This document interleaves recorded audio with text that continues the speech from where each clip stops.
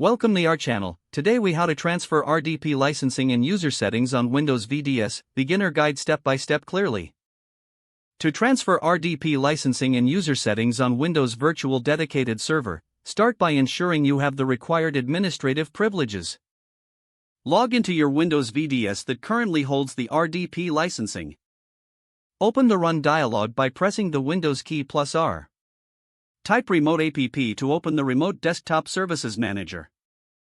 In the manager, right-click on the server you wish to transfer from, and choose Export Configuration. Select a directory where you want to save the configuration file, and export. Next, log into the target Windows VDS where you want to transfer the settings. Open the Run dialog again and type Remote APP. In the Remote Desktop Services Manager, right-click on the server and choose Import Configuration. Browse to the directory where you saved the exported configuration file and select it. Confirm the import process and wait for it to complete. To ensure proper licensing transfer, open PowerShell as an administrator. Run the command get rd license configuration to check the current licensing configuration. Take note of the licensing information you need to transfer. On the target VDS, run the command set rd license configuration with the properties you documented.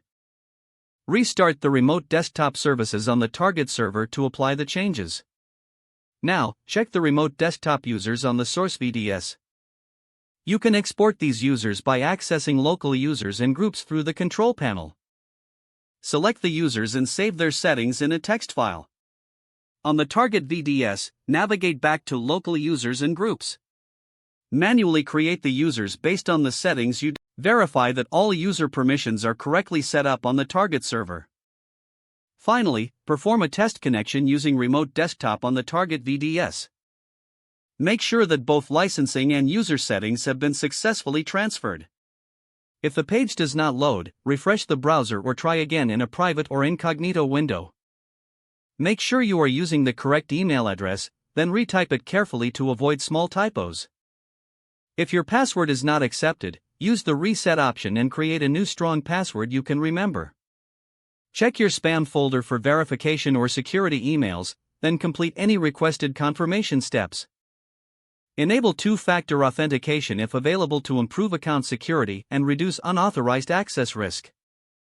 After signing in, review your profile details so your contact information and settings are accurate and current. If you see an error message, note it down and try again after restarting your device and internet connection. Log out when you finish, especially on shared devices, to keep your account and payment information secure.